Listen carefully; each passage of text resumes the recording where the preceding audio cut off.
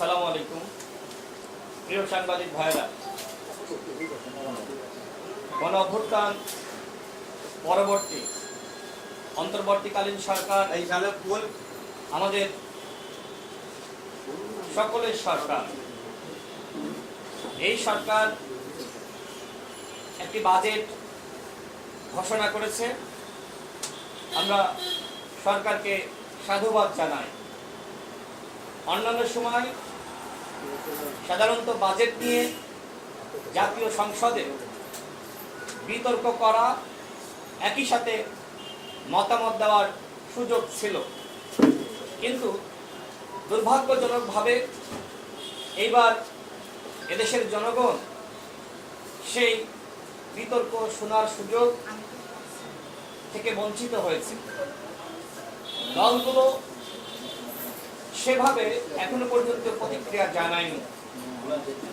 প্রত্যেকটা ইস্যু, প্রত্যেকটা বিষয় ধরে ধরে প্রত্যেকটা বরাদ্দ খাত ভিত্তিক যে আলোচনা, সমালোচনা, বিশ্লেষণ, সেটা জাতি শুনতে পারেনি। আজকে আমাদের দল গণ অধিকার পরিষদের পক্ষ থেকে আমরা আমাদের দলের যে বক্তব্য সেটি গণমাধ্যমের মাধ্যমে জনগণের কাছে উপস্থাপন করতে যাচ্ছি। প্রিয় সাংবাদিক ভাইরা, অন্তর্বর্তীকালীন সরকারের মেয়াদে ঘোষিত আসন্ন বাজেট 2025-26 অর্থ বছরে যে বাজেট এই সরকার ঘোষণা করেছে, সেই বাজেটের মধ্যে আওয়ামী সরকারের যে বাজেট, সেই বাজেটেরই ছাপ পরিলক্ষিত হয়েছে। বরাবরের মতো এবারও 2,26,000 কোটি টাকা ঘাটতি বাজেট, যা ব্যাংক ঋণ ও বৈদেশিক অনুদান থেকে পূরণ করা হবে। অর্থাৎ এবারের বাজেটেও বিদেশ নির্ভরতা কমানো যায়নি। চলতি অর্থ বছরে এনবিআর থেকে 4,99,00,000 কোটি টাকা রাজস্ব আদায়ের লক্ষ্য থাকলেও তা পূরণ হয়নি। আসন্ন বাজেটেও সেই একই ধরনের লক্ষ্যমাত্রা পূরণের প্রস্তাবনা দেওয়া হয়েছে। গণঅভ্যুত্থান পরবর্তী রাজনৈতিক অস্থিরতা, নির্বাচন নিয়ে টানাপোড়েন, দলগুলোর সাথে সরকারের দূরত্বের কারণে লক্ষ্যমাত্রা পূরণ করা আরো বেশি কঠিন হয়ে দাঁড়াবে। অর্থাৎ চলতি বাজেটের লক্ষ্যমাত্রা যেমনিভাবে পূরণ করা সম্ভবপর হয়নি, রাজস্ব আয়ের মাধ্যমে সরকার যে লক্ষ্যমাত্রা পূরণ করতে চেয়েছিল, ঠিক একইভাবে এইবারও সরকার যে লক্ষ্যমাত্রা পূরণ করতে চায়, সেটি সম্ভবপর হবে না বলে মনে করে গণ অধিকার পরিষদ। এবারের বাজেটে সুদ ব্যয়ের জন্য বরাদ্দ রাখা হয়েছে 1,22,000 কোটি টাকা, যা চলতি অর্থ বছরের তুলনায় 500 কোটি টাকা বেশি। অর্থাৎ দেশি ও বিদেশি ঋণের বোঝা বাড়ার সম্ভাবনা থেকেই সুদ ব্যয়ে বেশি বরাদ্দ রাখা হয়েছে। ইতিমধ্যে 29,410 কোটি টাকা ছাপিয়ে দুর্বল ব্যাংকগুলোকে ঋণ দিয়েছে অন্তর্বর্তীকালীন সরকার। আসন্ন বাজেটের জন্য আবারও নতুন করে টাকা ছাপানোর ফলে মূল্যস্ফীতি আরো বেশি বেড়ে যাবে। এতে বাংলাদেশের সাধারণ জনগণ আরো বেশি ভোগান্তিতে পড়বে, নিত্যপণ্যের দাম বাড়বে।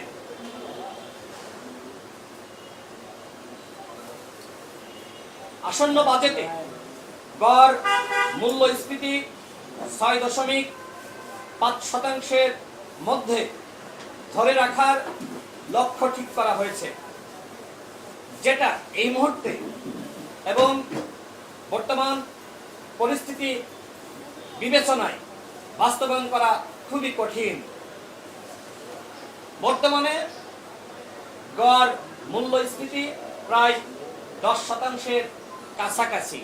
সেখানে সরকার আসন্ন বাজেটে 6.5% মধ্যে লক্ষ্যমাত্রা ঠিক করেছে, যেটি বাস্তবসম্মত নয় বলে আমরা মনে করি।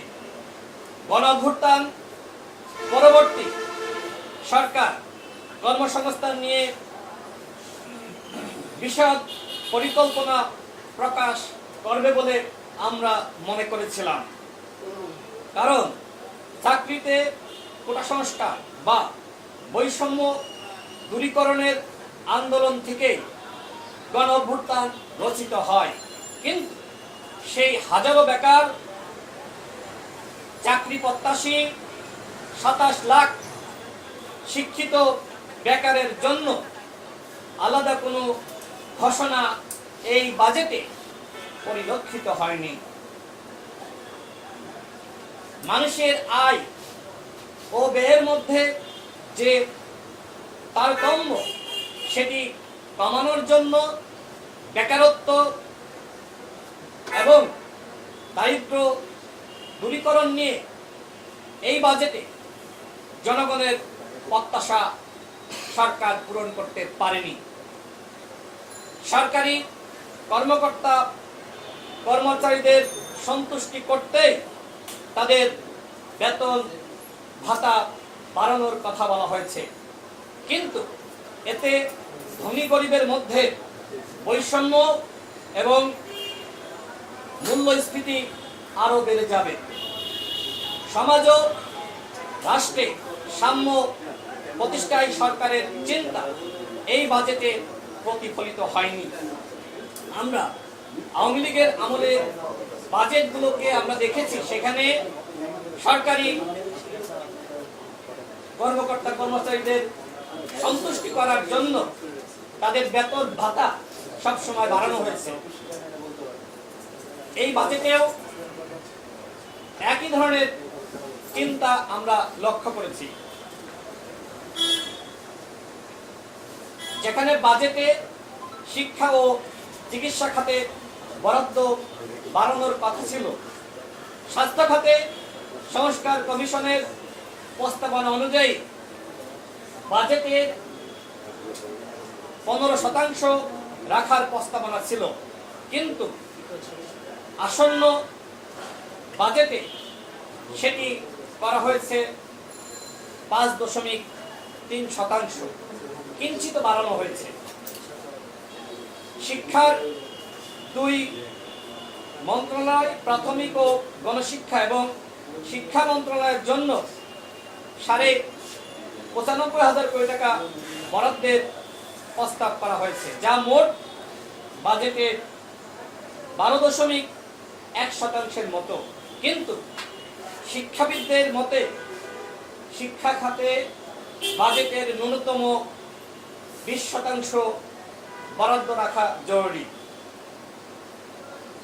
যেহেতু এই সংস্কার কমিশনগুলো শিক্ষা খাত নিয়ে 20%, চিকিৎসা খাত নিয়ে বাজেটের 15% প্রস্তাবনা এসেছে, কিন্তু এই অন্তর্বর্তীকালীন সরকার যারা রাষ্ট্র সংস্কারের কথা বলছে, তারাই যদি সেই প্রস্তাবনা বাস্তবায়ন করতে ব্যর্থ হয়, তাহলে আগামীতে যে সরকার আসবে সেই সরকারের জন্য এই অন্তর্বর্তীকালীন সরকার কোনোভাবেই পথ প্রদর্শক হতে পারে না, কারণ তারা সেই শুরুটা এই বাজেটের মাধ্যমে, বিশেষ করে শিক্ষা এবং চিকিৎসা খাতের যে সংস্কার, সেখানে বাজেট বাড়ানো, এই 2 খাতকে এগিয়ে নিয়ে যাওয়া, সেক্ষেত্রে সরকারের যে চিন্তা, সেই চিন্তার সাথে বাজেটে যে বরাদ্দ, সেটির সাংঘর্ষিকতা আমরা পরিলক্ষ্য করছি। বাজেটে কালো টাকা সাদা করার সুযোগ সংবিধান পরিপন্থী এবং একই সাথে বৈষম্যমূলক। এছাড়া অ্যাপার্টমেন্ট, ফ্ল্যাট কেনাকাটায় এবং ভবন নির্মাণে কালো টাকা সাদা করার সুযোগ কোনোভাবেই গ্রহণযোগ্য না। আপনারা জানেন যে দুদক সংস্কার কমিশন গঠিত হয়েছে, সেখানে যে প্রস্তাবনা দেয়া হয়েছে, সেই প্রস্তাবনার সাথে কালো টাকা সাদা করা সরকারের বাজেটে এই প্রস্তাবনা অত্যন্ত সাংঘর্ষিক। আমরা সরকারের এই চিন্তার তীব্র নিন্দা এবং একই সাথে প্রতিবাদ জানাই। আওয়ামী লীগের আমলে যেমনিভাবে কালো টাকা সাদা করার সুযোগ রাখা হয়েছিল, ওই দুর্বৃত্তদের পৃষ্ঠপোষকতা করার জন্য ঠিক একইভাবে এই সরকারের আমলেও কালো টাকা সাদা করার সুযোগ সেই দুর্বৃত্তায়নের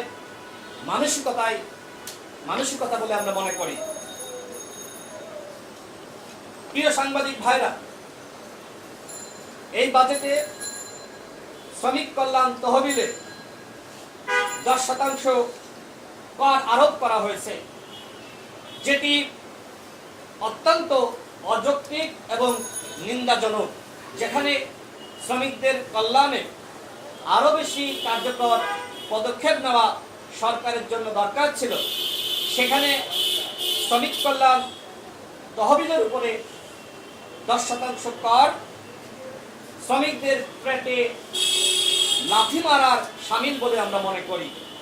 পূর্বে যেখানে এই তহবিল থেকে শ্রমিকরা 1 লাখ টাকা পেতেন, এখন এই কর আরোপ করার জন্য 10,000 টাকা কেটে নেওয়া হবে, সেক্ষেত্রে তারা পাবে 90,000 টাকা। বাজেটে জুলাই বিপ্লব এবং যারা আহত যোদ্ধা, যাদের রক্ত, যাদের ত্যাগের কারণেই এই অভ্যুত্থানের সরকার, তাদের জন্য 405 কোটি টাকা বরাদ্দ রাখা হয়েছে। এক্ষেত্রে আমরা সরকারকে ধন্যবাদ জানাই। তবে বিগত 10 মাসেও আমাদের আহত যোদ্ধা, তাদের পুনর্বাসন, তাদের চিকিৎসা এবং তাদের দেখভালে সরকারের কাছ থেকে আমাদের যে প্রত্যাশা ছিল, সেই প্রত্যাশার শিখিয়ে আনাও পূরণ হয়নি। সুতরাং এই যে বরাদ্দ 405 কোটি টাকা, এইটার যথাযথ ব্যবহার হবে কিনা সেটি নিয়ে আমাদের সন্দেহ রয়েছে। আমরা জুলাই স্মৃতি ফাউন্ডেশনের কার্যক্রম নিয়ে অত্যন্ত হতাশ। আমাদের দলের যে সকল সহযোদ্ধারা আহত হয়েছিল, তাদের অনেকে এখনো পর্যন্ত সুচিকিৎসা পায়নি। আমাদের একজন সহযোদ্ধা গত 3-4 দিন আগে ছাত্র অধিকার পরিষদের নেতা অলিউল, তাকে থাইল্যান্ডে পাঠানো হয়েছে, কিন্তু তার হাতেই 200 স্প্রিন্টারের গুলি লেগেছিল, তার হাতটা অবশ হয়ে গেছে, হাত সে নাড়াইতে পারে না। আপনি এই অবস্থায় বিদেশে নিয়ে গিয়ে কি চিকিৎসা দিবেন? বরং আমাদের এই যোদ্ধাদের আগেই চিকিৎসা দেওয়া দরকার ছিল। তবে সরকার যে বরাদ্দ রেখেছে, আমরা এর যথাযথ প্রয়োগ করা, ব্যবহার করার আহ্বান জানাই, যাতে করে কোনোভাবে এইখান থেকে তহবিল তসরুপের ঘটনা না ঘটে।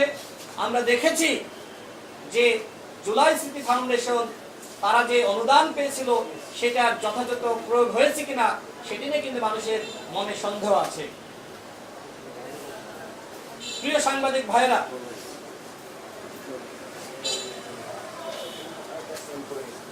নতুন উদ্যোক্তা সৃষ্টিতে 100 কোটি টাকার তহবিল নিঃসন্দেহে একটি ইতিবাচক দিক। তবে ব্যক্তি পর্যায়ে বিনিয়োগ বাড়ানোর উদ্যোগ বাজেটে প্রতিফলিত হয়নি। সামাজিক সুরক্ষা কর্মসূচির ভাতা 50 থেকে 100 টাকা পর্যন্ত বেড়েছে, কিন্তু মোট ভাতা বর্তমানে যা আছে তা খুবই অপর্যাপ্ত।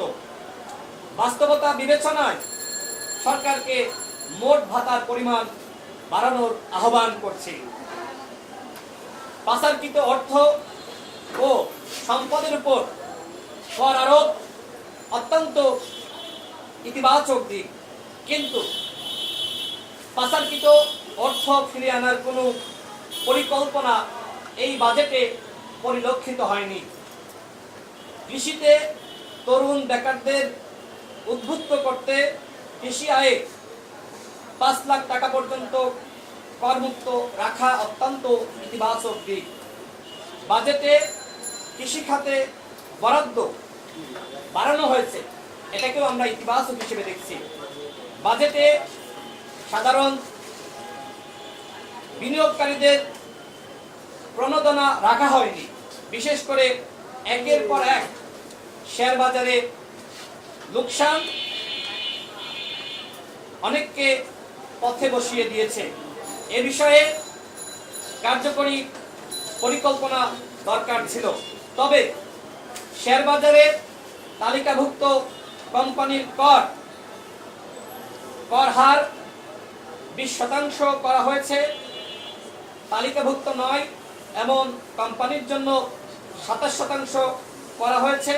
আমরা মনে করি এতে করে কোম্পানিগুলো তালিকাভুক্ত হওয়ার ক্ষেত্রে তারা আগ্রহ পোষণ করবে। সর্বশেষ যেটি বলতে চাই, বাজেটে কিছু নিত্যপণ্যের দাম কমানো হয়েছে এবং কিছু বিলাসী এবং কসমেটিক্স আইটেম, ইলেকট্রনিক সামগ্রী এগুলোর দাম বাড়ানো হয়েছে। তো যাই হোক, অন্তর্বর্তীকালীন সরকার এই অবস্থার মধ্য দিয়েও যে বাজেট তারা প্রকাশ করেছে, আমরা এটাকে ইতিবাচক হিসেবে দেখছি। তবে যে সমালোচনাগুলো এসেছে বিভিন্ন দল থেকে, বিশেষ করে এই বাজেট একটি গতানুগতিক। আমরা গণঅভ্যুত্থানের সরকারের কাছ থেকে আমরা এমন ধরনের বাজেট প্রত্যাশা করেছিলাম যেখানে জনগণের আকাঙ্ক্ষার বাস্তবায়ন হবে এবং নতুন কিছু থাকবে, কিন্তু আমি জানি না এই উপদেষ্টা পরিষদের অযোগ্যতার কারণেই সেই ধরনের মতামত, সেই ধরনের প্রস্তাবনা জনগণের আকাঙ্ক্ষার বাস্তবায়ন হয়তো হয়নি। তবে আমরা আশা রাখি যে বাজেট তারা ঘোষণা করেছে তার যথাযথ ব্যবহার যদি তারা করতে পারে তাহলে হয়তো বাংলাদেশ এগিয়ে যাবে। কিন্তু অতীতে আমরা যেটি দেখেছি যে টাকা ছাপিয়ে এই বাজেট পূরণ করা হয়েছে, সেটি যেন এইবার না হয়। জনগণের প্রত্যাশা পূরণে সরকার জনগণের পাশে থাকবে, আমরা সেই প্রত্যাশা কামনা করছি। আপনাদের কোনো প্রশ্ন না থাকলে আমাদের আজকে যে বক্তব্য সেটি শেষ। ধন্যবাদ।